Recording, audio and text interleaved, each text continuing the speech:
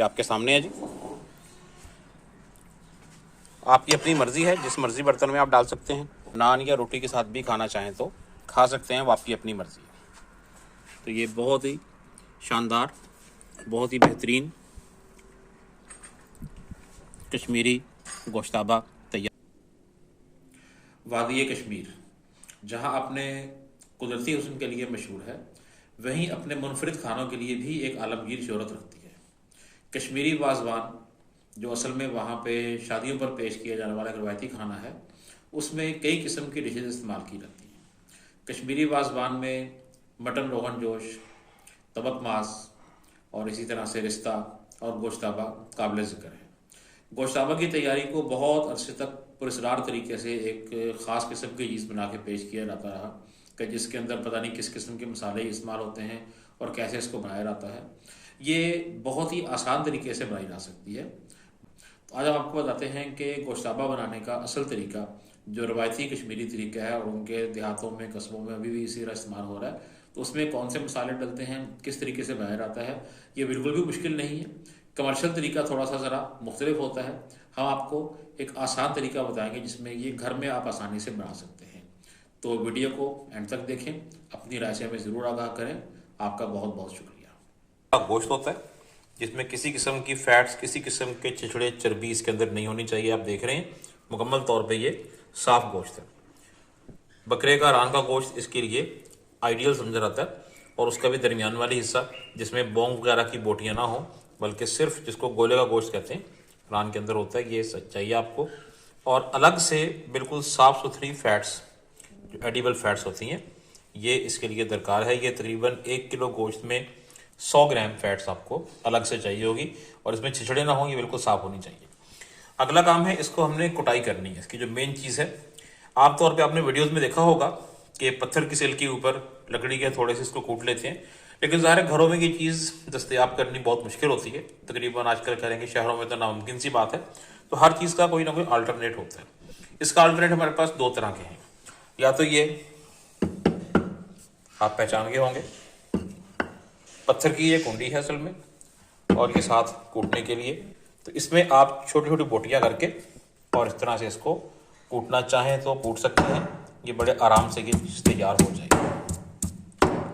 इस तरह से कूटेंगे आप, एक एक करके इसमें बोटी डालते जाएं और ये कूट जाएगी इस तरह से। थोड़ा सा टाइम लगेगा लेकिन ये हो जाएगा। तो इस तरीके से कर सकते हैं। दूसरी ऑप्शन, अगर इससे भी जल्दी करना है तो उसका भी अल्टरनेट है, अगर किसी के पास अवेलेबल हो, तो वो है हमारे पास फूड प्रोसेसर चॉपर। इसके ब्लेड बहुत तेज़ होते हैं, तो इसमें डाल के आप चॉप कर सकते हैं। तो ये दोनों ऑप्शन है हमारे पास। कूटना चाहें तो भी ठीक है, चॉपर में करना चाहें तो भी ठीक है। कीमा इसका नहीं बनाना, कीमे वाली मशीन में ये ख़राब हो जाएगा। तो उसको चॉप कर लेना अच्छी तरह से, बिल्कुल बारीक। हाथ से कूटना चाहें तो भी ठीक है, आपकी मर्ज़ी है। इसकी जो शक्ल बनेगी आखिर में चॉप करने के बाद, वो हम आपको दिखाते हैं।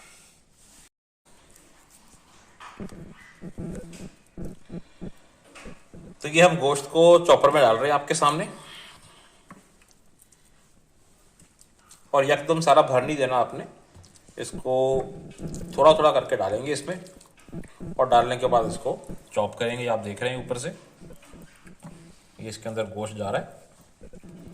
तकरीबन कोई 100 ग्राम के करीब एक मरतबा डाल के इसमें हम चेक करेंगे इसे।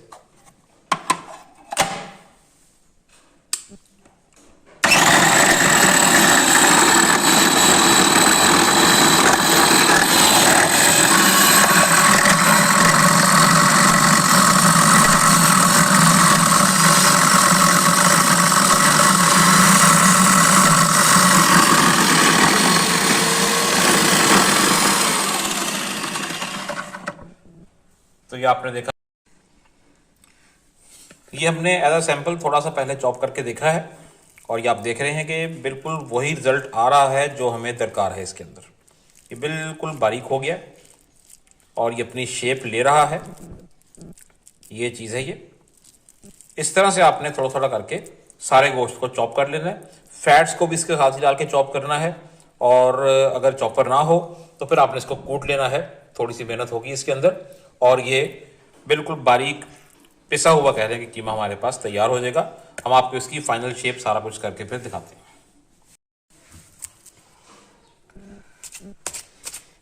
तो जैसा कि आप देख रहे हैं कि काफ़ी टाइम गुजर गया हमें आहिस्ता आहिस्ता ये करते करते, और अब ये किसी हद तक गोश्त जो है ये तैयार हो गया। तकरीबन आधा घंटा कूटने के बाद एक एक दो दो करके बोटियाँ इसमें डालते जानी हैं और इसको कूटते रहना है। ये आपके सामने है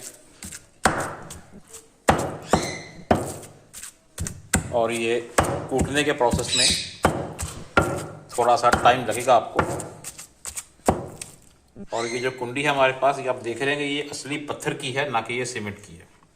ये टेक्सला का पत्थर होता है, ब्लैक कलर का, मिल जाती है मार्केट से। ये थोड़ी सी देख के लेनी पड़ती है, अमूमन सीमेंट की मिलती हैं, वो ज़ाहिर है इतनी सही चीज़ नहीं होती।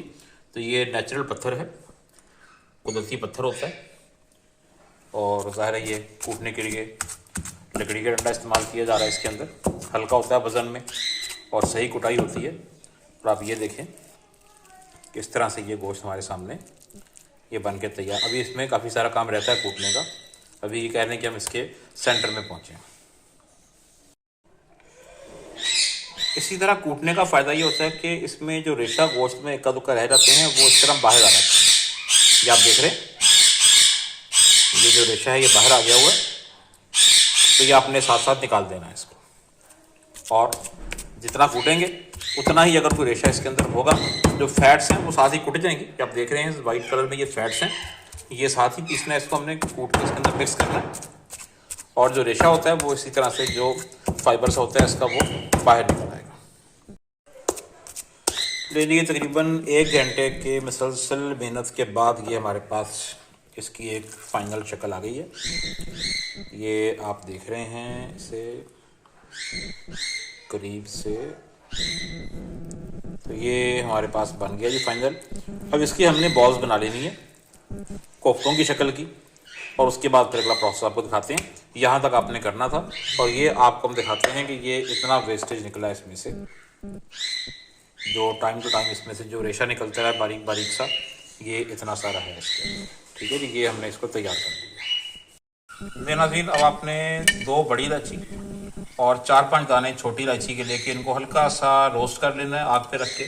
थोड़ा सा जले भी नहीं, लेकिन हल्का सा रोस्ट हो जाए। और उसके बाद इनके छिलके उतार देने और इनके बीज निकाल के इनको पीस लेना है। और ये पिसा हुआ पाउडर इनके बीजों का, ये भी आपने कीमे में मिला देना है। और उसके बाद उसके गोश्ताबे के साइज़ के हम इसके बॉल्स तैयार कर लेंगे। तो आप उसको वीडियो को देखते रहें। तो ये हम वो बड़ी और छोटी इलायची के जो बीज हमने निकाले थे वो भून के उनको ज़रा पीस लेंगे, और पीस के उनका पाउडर जो है वो हम इसी गोश्त में कीमे में डाल देंगे। तो ये नाज़रीन वो पाउडर पिस चुका है, और ये हम इस कीमे के अंदर मिक्स कर देते हैं इसे। ये आप देख रहे हैं 2 बड़ी इलायची और 4 या 5 छोटी इलायची को अच्छी तरह से रोस्ट कर लेना है। उनके बीज निकाल लेने हैं, छिलके फेंक देने हैं, और बीजों का हमने पाउडर बनाया है, और पाउडरों के कीमे के अंदर मिक्स करके अच्छी तरह से गूंद देना है। अक्सर लोग ये भी पूछते हैं कि एंड पे कितना बारीक कीमा होगा, उसकी क्या पहचान होगी। तो ये आप देखते जाएं, जब ये इस तरह दबाने से रनी फॉर्म में ये देखें निकल रहा है हमारे हाथ से, ये अंगूठे के दरमियान में से, तो ये इस तरह जब ये निकलना शुरू हो जाए, ये देखें आप एक स्मूथ पेस्ट की शक्ल में, तो समझ लें कि ये मुकम्मल तौर पे तैयार हो चुका है।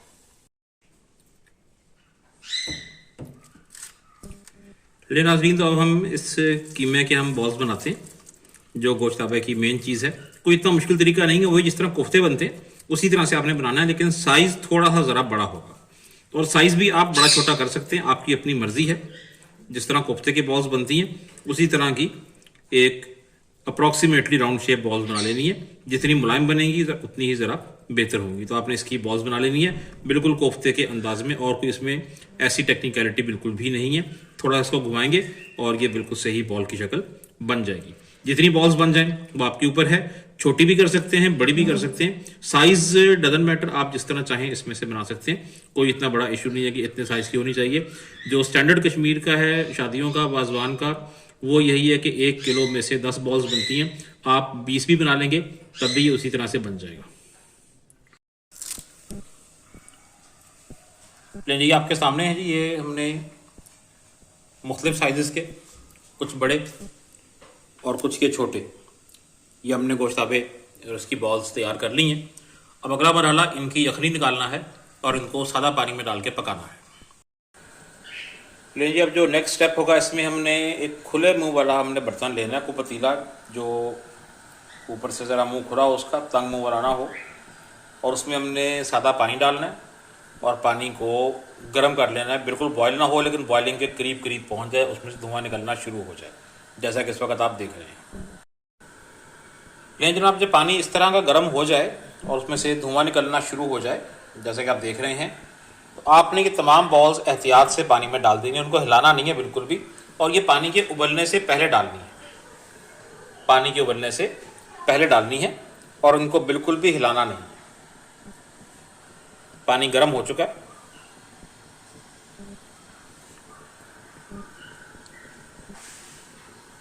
हिलाएंगे तो ये बॉल्स टूटने का ख़तरा होता है, तो इन्हें आपने हिलाना नहीं है और उनको सबको पानी में डाल देना है। बड़ी छोटी तमाम बॉल्स को डाल दिया जाएगा इसके अंदर ही, और ये ज़रा खुला बर्तन हो जिसमें ये फंस ना जाए आपस में, और उनके दरमियान कुछ मूवमेंट की गुंजाइश भी होनी चाहिए।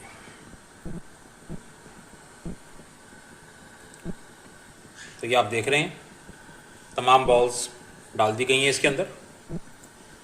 लें जी, और इसको पानी को अब अपने हिसाब से बॉयल होने देना है, और इसे कवर नहीं करना किसी भी सूरत में।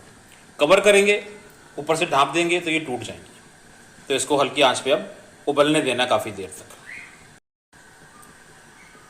तो ये पानी में गर्म हो रही हैं बॉल्स, और आहिस्ता आहिस्ता ये हार्ड हो जाएंगी। इनको हिलाना नहीं है बिल्कुल भी, हिलाने से ये टूट जाएंगे। जब तक ये अपनी जगह पे स्टेबल ना हो जाए, सख्त ना हो जाए, तब तक इसको नहीं हिलाना, और पानी में कुछ नहीं डालना आपने। लीजिए, अब देखिए आपके ये हल्के हो गए हैं और ये आहिस्ता आहिस्ता ऊपर आना शुरू हो गए हैं। झाग सी बन गई है हल्की सी ऊपर। एक झाग आपने साथ साथ उतार देनी है, झाग को आपने रिमूव कर देना है। ऊपर से किसी भी चम्मच वगैरह से इस तरह से झाग आपने उतार देनी है। और ये आप देख रहे हैं कि ये खुद ब खुद जो नीचे बैठे हुए थे, ये सारे के सारे गोश्ताबे जो हैं ये ऊपर आ गए हैं। इसको अभी 1-1.5 घंटा हम रखेंगे इसी तरह से। जी, आपके सामने है तकरीबन इसको 1 घंटा हो चुका है, और आप देख रहे हैं कि ये मुकम्मल तौर पे पक चुके हैं और ये टूटे नहीं हैं। यही हमारी कामयाबी है इसमें कि टूटने नहीं चाहिए। और इसकी वजह क्या है कि हमने इसको पहले बहुत मेहनत की है इसके ऊपर। हमने इसे मुकम्मल तौर पे बारीक कूट लिया था, अच्छी तरह से बारीक रेशा सारा निकाल दिया था, छिछड़ा इसमें कोई नहीं था। तो गोश्त अच्छी तरह जुड़ गया है, बगैर किसी कॉर्नफ्लोर, मैदे, भुने हुए चने, बेसन, कुछ भी इसमें नहीं है। ये प्योर जो ओरिजिनल गोश्ताबा की रेसिपी है उसके हिसाब से बन रहा है ये, और यखनी बन रही है जो हम बाद में इसके अंदर ही यूज़ करेंगे। ले जी, तकरीबन कोई 1.5 घंटा तकरीबन हो चुका है इसको, और ये तमाम गोश्ताबे हमारे मुकम्मल तौर पे तैयार हैं। यखनी इनकी बन चुकी है, तो इन्हें हम निकाल के एक साइड पे कर देंगे, और इसके बाद अगला काम जो करना है वो आपको दिखाते हैं इसकी तैयारी किस तरह की जाएगी।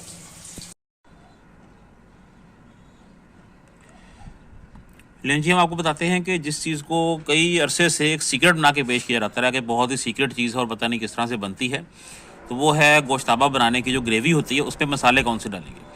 तो इस चीज़ को बहुत अरसे तक राज में रखा गया, लेकिन ज़ाहिर आहिस्ता आहिस्ता ये चीज़ें सामने आ जाती हैं। तो इसमें बिल्कुल सिंपल चीज़ें डलती हैं। आप देख लें, 4 के करीब हमारे पास ये हरी इलायची है, छोटी इलायची। उसके बाद ये अदरक का पाउडर है, आधा टीस्पून चाहिए आपको। हाफ़ टी स्पून ही काली मिर्च है कुटी हुई। 1/4 टीस्पून हल्दी है। 1 चुटकी भर पुदीने के खुश्क किए हुए पत्ते हैं, और आधा टीस्पून तकरीबन इसमें लहसुन का पाउडर है, और आधा टीस्पून ही इसमें पिसी हुई, बारीक पिसी हुई सौंफ है। तो ये चीज़ें हैं टोटल जो आपको दरकार होंगी। तो इनको आपने पहले से मैनेज कर देना है। और उसके बाद एक और चीज़ है इसमें, और वो है बिल्कुल बारीक कुतरी हुई, जितनी बारीक हो सकती है आपसे कुतरी हुई ये प्याज है, एक छोटे साइज़ की। तो एक छोटे साइज़ की प्याज बारीक कुतर लेनी है आपने ऑमलेट स्टाइल में, ये भी साथ आपको दरकार होगी। तो ये चीज़ें हैं जो गोश्ताबा बनाने के सीक्रेट अज्जा समझे जाते हैं, और लोग समझते हैं कि बहुत मुश्किल है बनाना। कोई मुश्किल नहीं है, बिल्कुल आसानी से आप भी घर में बना सकते हैं। तो पहला काम ये होगा कि आपने आधा किलो दही को फेंट लेना है अच्छी तरह से, ताकि उसमें कोई दाना वगैरह ना रह जाए, लेकिन पानी नहीं डालना। और इस दही को आपने हल्का सा गर्म करना है, और थोड़ा सा जब ये गर्म हो जाए तो इसमें आपने फिर अगली चीज़ डालनी है, और वो ये है जो दही बचा था हमारे पास थोड़ा सा, उसमें कुछ पानी डाल के हमने इसमें जितना दही था आधा किलो उतना ही पानी डालना और उसको एक उबाल आने देना।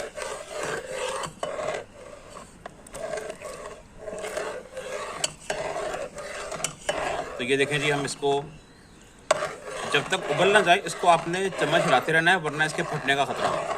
तो पहला उबाल जब आ जाएगा उसके बाद सब चीज़ें इसमें डाली जाएंगी, उससे पहले डालेंगे तो ये फिर सही तरह से पकेगा नहीं। तो एक उबाल इसको दही वाले पानी को आने देना है, बाकी सारी चीज़ें इसके बाद डालेंगे। चलो लेकिन जी, अब दही हल्का हल्का जो हमने फेंट के डाला था इसमें, और उसमें कुछ पानी भी ऐड किया था, इसमें उबाल आना शुरू हो गया, धुआं इसमें से निकलना शुरू हो गया। 1-2 मिनट इसको और बॉयल आने देंगे ताकि मुकम्मल बॉयल हो जाए, फिर इसमें हम बाकी चीज़ें डालेंगे। ले जी, हल्का हल्का बॉयल आना इसमें शुरू हो गया। इस मौके पे हम जो प्याज हमने कुतरा था ये इसी दही वाले पानी में डाल देंगे और इसको अच्छी तरह से हिलाते रहेंगे। तो ये प्याज हमने इसमें डाल देना है। तो ये देखें जी, प्याज इसमें डालने के बाद इसको थोड़ी देर और हम पकाएंगे ताकि 1-2 बॉयल इसमें और आ जाए। उसके बाद फिर हम बाकी चीज़ें डालेंगे इसमें। लेकिन जी, आपको इसमें बॉयल नज़र आ रहा होगा। इस मौके पे हमने जो गोश्ताबे तैयार किए हुए थे वो सारे इसमें डाल देने हैं। तो ये तमाम के तमाम इसमें डालेंगे और इसको उबलने देंगे। ये रहे जी, जितने हमने कल बनाए थे ये तमाम के तमाम इसमें डालेंगे और इसको थोड़ा सा हिलाएंगे और इसको उबाल आने देंगे मज़ीद थोड़ी देर के। उसके बाद फिर हम इसमें मज़ीद एडिशंस करेंगे। इस वक्त ये बॉयल हो रहे हैं गोश्ताबे हमारे तमाम के तमाम। साइज़ हमने इंटेंशनली छोटा रखा है घरों के हिसाब से। शादियों में कमर्शियल लेवल पे बड़े होते हैं, ज़ाहिर उन्होंने प्राइसिंग करनी होती है, सब कुछ होता है, तो आप बड़े छोटे कर सकते हैं इसको, लेकिन बहुत छोटे भी नहीं होने चाहिए।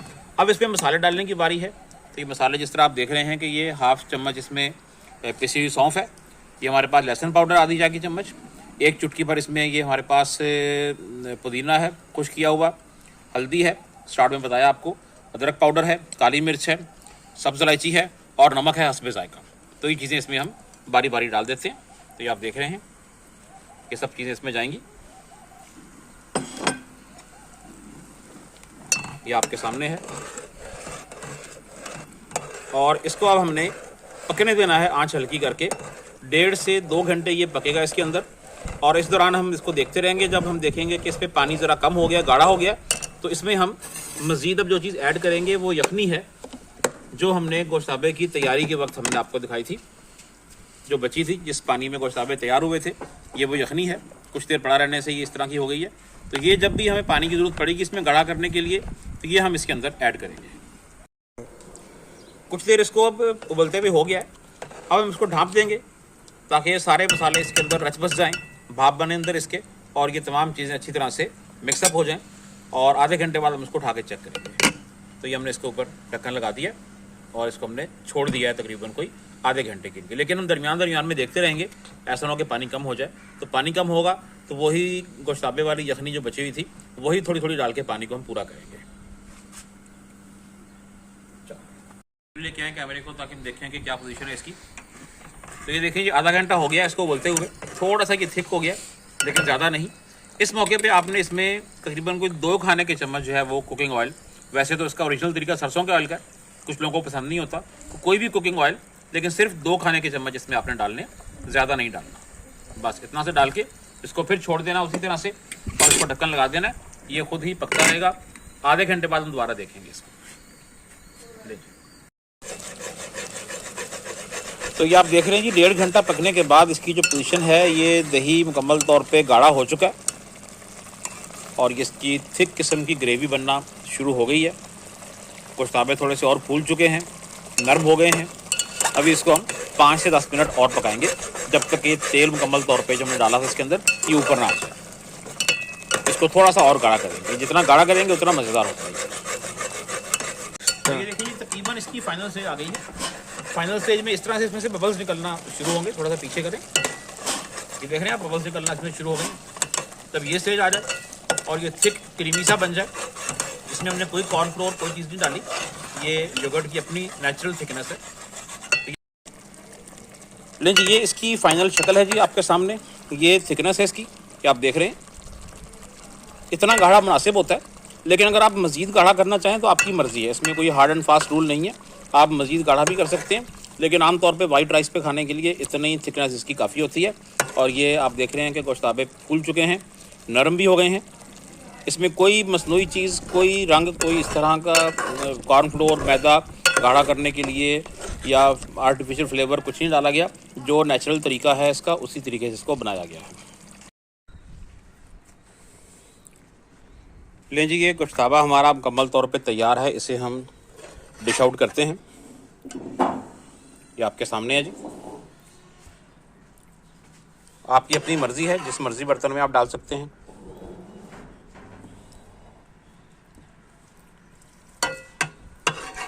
और ये आप देख रहे हैं कि बेहतरीन तरीके से ये तैयार हो गया, और जिस तरह हम सोच रहे थे ये बिल्कुल वैसा ही बना है।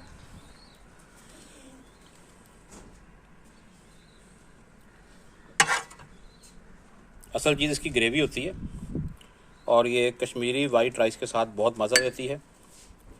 लेकिन इसको आप नान या रोटी के साथ भी खाना चाहें तो खा सकते हैं, वो आपकी अपनी मर्ज़ी है। तो ये बहुत ही शानदार, बहुत ही बेहतरीन कश्मीरी गोश्ताबा तैयार है। इसकी पहचान देखें आप, जब हम इसको तोड़ेंगे तो अंदर से इसका हल्का सा पिंकिश कलर रहना चाहिए, जैसे लगता है जैसे कच्चा हो, लेकिन कच्चा नहीं है, ये मुकम्मल तौर पे पका हुआ है। तो हल्का सा इसका गोश्त वाला कलर अंदर इसकी रहना चाहिए, जैसे कि आप देख रहे हैं। ये इसके असल होने की निशानी है। तो ये आप ख़ुद बनाएं, घर वालों को खिलाएं। वीडियो को एंड तक देखें। अगर वीडियो अच्छी लगे तो लाइक करें, शेयर करें, सब्सक्राइब करें। अपने फीडबैक से हमें ज़रूर आगाह करें। आपका बहुत बहुत शुक्रिया।